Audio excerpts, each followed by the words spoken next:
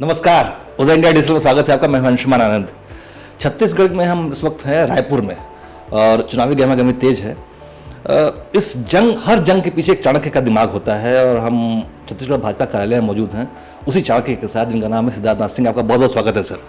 नहीं, धन्यवाद। मैं चाणक्य मैं नहीं हूँ। इस रणभूमि के चाणक्य एक ही हैं और वो हमेशा रहेंगे। वो है आदरणीय अमित शाह जी।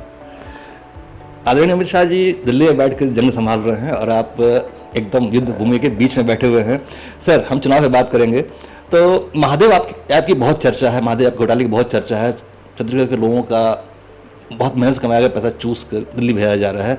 इस बारे में क्या और खास जानकारी है? नहीं, देखिए, इसके अंदर जिस प्रकार से महादेव ऐप, वो मैं भी नहीं जानता समझता था कि इतना बड़ा होएगा। जब मैं आया था 3 महीने पहले तो सुना जरूर था।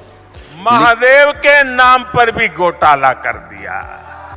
महादेव के नाम पर महादेव सट्टेबाजी घोटाले की चर्चा आज देश और विदेश में हो रही है। कांग्रेस ने अपनी तिजोरी भरने के लिए आपके बच्चों से सट्टेबाजी करवाई है। क्या इनको माफ करेंगे क्या आप? आपके बच्चों को बर्बाद करने वाला काम ऐसे लोगों को माफ करोगे आप? और ये सब किसके इशारे पर हुआ? उनको सजा मिलनी चाहिए कि नहीं मिलनी चाहिए? पहले सजा आप दोगे कि नहीं दोगे? कमल के निशान पर बटन दबा करके कड़ी से कड़ी सजा ऐसे लोगों को करनी है भाई। जिस प्रकार से ये प्रकरण खुला है और जिस तरीके से जो लोग हैं, उनके जो सहयोगी हैं सीएम के, विशेष रूप से उन लोगों के नाम आ रहे हैं, उन लोगों की इन्वेस्टिगेशन चल रही है, तो ये सब चीजें देखते हुए बड़ा ज्यादा है। और जो आखिरी में अभी जो आया कि 508 करोड़ रुपए भूपेश बघेल को ही दिए हैं और जो इसके ओनर है महादेव ऐप का, उसने खुद ही खुलासा किया एक वीडियो के अंदर दुबई से, तो ये बड़ा भारी प्रकरण है। और जिस मुख्यमंत्री के ऊपर इतना बड़ा आरोप हो, ये कोई साधारण बात नहीं है। मुख्यमंत्री के लिए कहा जाता है, एक इंग्लिश में कहावत है, अबव सीजर्स के ऊपर जो होता है एक विश्लेषण होता है कि seizures wife is above suspicion, तो वो होता है। तो इसका मतलब सीजर की जो बीवी है, जो राजा होता था, उसकी जो बीवी है, उसको वो भी एक दायरे के अंदर, उसके ऊपर भी आरोप नहीं आ सकता। तो आप तो मुख्यमंत्री, आपको सीधा आप ही के ऊपर आ गया, तो राजा तो आप हो। तो ये बहुत बड़ी बात है। सर, उत्तर प्रदेश में 3 आईएएस अधिकारी गिरफ्तार हुए, रानू साहू, बिश्नोई अग्रवाल, और जो तीनों सीएम के बेहद करीबी थे।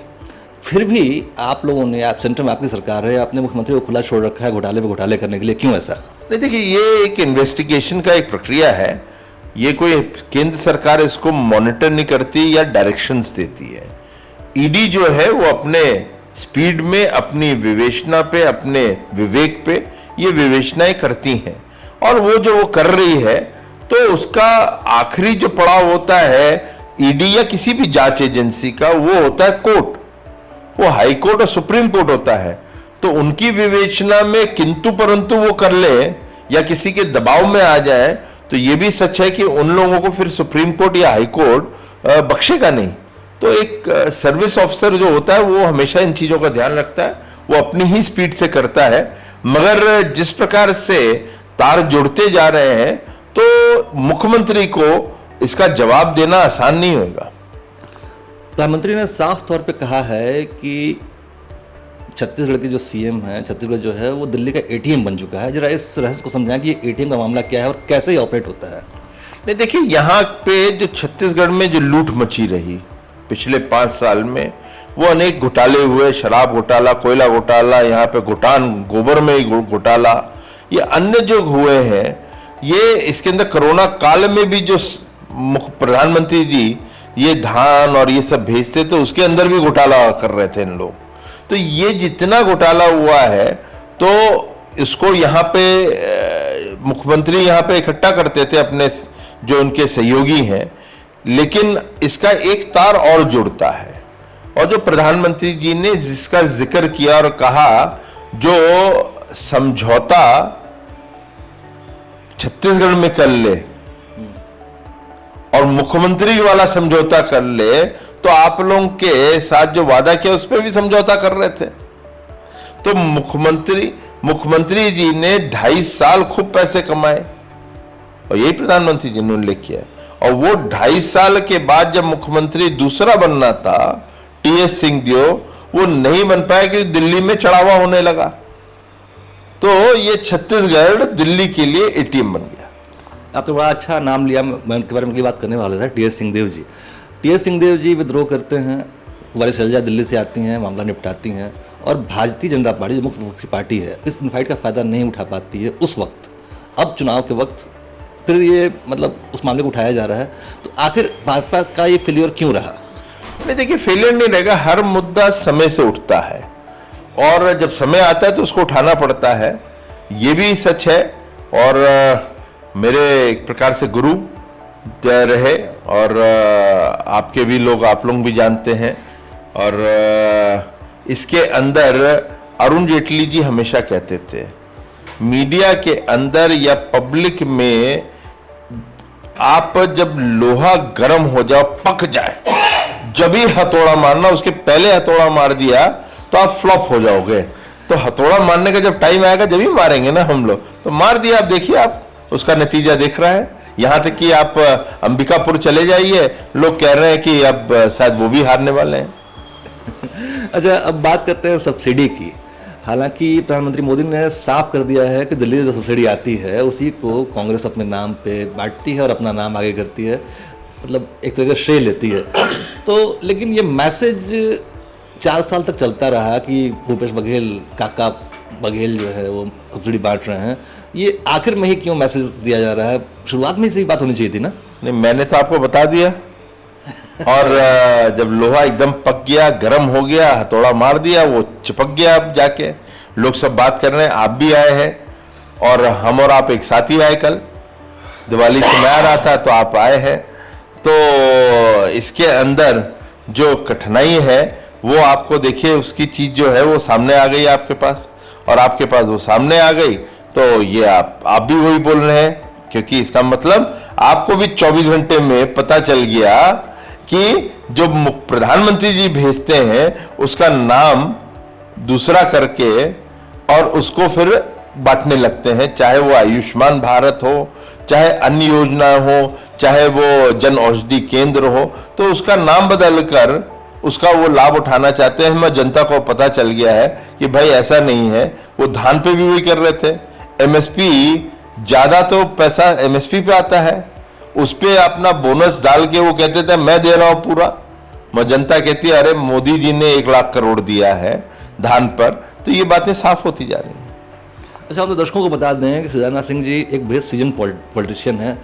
2 दशक से ज़्यादा का करियर है उनका, यूपी में मंत्री रहे हैं और इस वक्त बड़ा क्रूशियल मामला संभाल रहे हैं। हम इस वक्त भाजपा नेता सुजाना सिंह से नहीं सवाल पूछेंगे, हम एक पॉलिटिकल एनालिस्ट सुजाना सिंह से सवाल पूछेंगे कि आपको छत्तीसगढ़ में क्या लगता है कि आप कितने % के हिसाब से कितना नंबर देंगे आप भाजपा और कांग्रेस को? पहले तो 2 नहीं, मेरे को 3 दशक हो चुके हैं भाजपा में जी। और मैं इतना ही कहूंगा। देखिए, मैंने कभी फिर मैं जेटली जी का जिक्र करूंगा क्योंकि उनसे मैंने बहुत सीखा है। राजनीति का जो पहला मेरा पड़ाव था एक प्रकार से सेंट्रल पार्टी के अंदर, वो जेटली जी के साथ बहुत 1 दशक मेरा निकला है या उसके ऊपर निकला है। तो वो हमेशा कहते थे कि सिफोलॉजी का एक ट्रेंड होता है, उस ट्रेंड के बारे में बात करो, गणित और आंकड़ों के बारे में कितने सीटें जीतेंगे ये मत कर। तो मैं उस दिशा में हमेशा देखता हूं, एक सिफोलॉजिस्ट की तरह। और मैंने जब यहां पे आया था तो 15 से 20 सीटों की बात होती थी आज से 3 महीने पहले। उसके बाद वो धीमे धीमे चलता चलता एक दफे आया जब हम लोग ने पहला चरण के लिए कुछ टिकट 20 दिए, इस तरह से हम लोग ने घोषणा 31 की करी। तो उस समय फिर एक ट्रेंड आने लगा कि भाजपा 30 से 35 के बीच में आएगी। इसका मतलब ग्राफ बढ़ रहा था। और आज जब आए हैं तो अब चर्चा ये है कि सरकार बनाएगी भाजपा। तो फिर इसका मतलब हमारा ग्राफ बढ़ता गया, हम रुके नहीं कहीं। तो इस प्रकार का जब ट्रेंड चलता है और आखिरी फेज में आ जाते हैं तो वो ट्रेंड रिवर्स नहीं हो सकता, वो ट्रेंड आगे ही जाएगा। ये एक थंब रूल होता है सिफोलॉजी का। तो उसके आधार पर मैं ये आपको कह रहा हूं कि भारतीय जनता पार्टी की सरकार बन रही है और 3 दिसंबर का जो मोदी जी का हर भाषण में, हर जगह जो निमंत्रण है, वो 100% पूरा होने वाला है। बहुत खूब। अच्छा, एक आखिरी और सबसे इम्पोर्टेंट सवाल जिसके नाम पर चैनलों के मोन्टाज बनते हैं, कौन बनेगा मुख्यमंत्री? ये तो विषय ना मैं बोल पाऊंगा, ना भाजपा का कोई कार्यकर्ता बोल पाएगा, ना ही कोई आला कमान का नेता बोल पाएगा, क्योंकि ये एक प्रक्रिया है भाजपा में। और जो भाजपा जानता है, उनको पता है कि जब ये सब जीत के आएंगे, उसके बाद कौन बनेगा, एक विधान मंडल की बैठक भी होगी और पार्लियामेंट्री बोर्ड जो हमारा है वो उस पर फिर एक मोहर लगाता है। तो मेरे ख्याल से वहां तक कि हम लोग को जाना पड़ेगा। मैं उदाहरण के रूप में फिर उत्तर प्रदेश दूं, क्योंकि मैं उत्तर प्रदेश का ही हूं, विधायक भी हूं, वहीं मंत्री था। कोई 2017 में कह देता कि पहले से कि योगी जी ही बनेंगे, तो किसी को नहीं पता था, ना ही पत्रकारों को भी पता था, ना ही पूरे देश को पता था। मगर वो एक प्रक्रिया हुई और वहां पे क्या प्रायोरिटी थी उत्तर प्रदेश की, उसको नजर में रखते हुए और क्या आवश्यकताएं होंगी उसमें रखते हुए योगी जी को जो एक नाम था वो फिट बैठता है। उसी कारण उनको फिर आगे रखा गया और सभी ने उसका समर्थन करते हुए उनको मुख्यमंत्री बनाया। तो यहाँ पे भी एक चीज आएगी सामने, जब चीजें आएंगी उसके बाद निर्णय करेंगे हम लोग। तो हम क्या इशारा समझे कि मनोहर खट्टर और या फिर योगी आदित्यनाथ की तरह कोई डार्क हॉर्स, कोई नया चेहरा सामने आएगा? अब कौन आएगा मैं नहीं कह सकता, मगर ये सच है कि 3 दिसंबर के बाद मुख्यमंत्री भाजपा ही का ही होगा। एक सीजन पॉलिटिशियन से बात करने का नुकसान यही होता है कि उनके आप मन की बात निकलवा नहीं सकते हैं। वैसे बहुत बात करके मजा आया, बहुत अच्छा लगा और हमें उम्मीद है कि दर्शकों को का ज्ञानवर्धन हुआ होगा। आपका बहुत बहुत धन्यवाद sir. Thank you very much, धन्यवाद।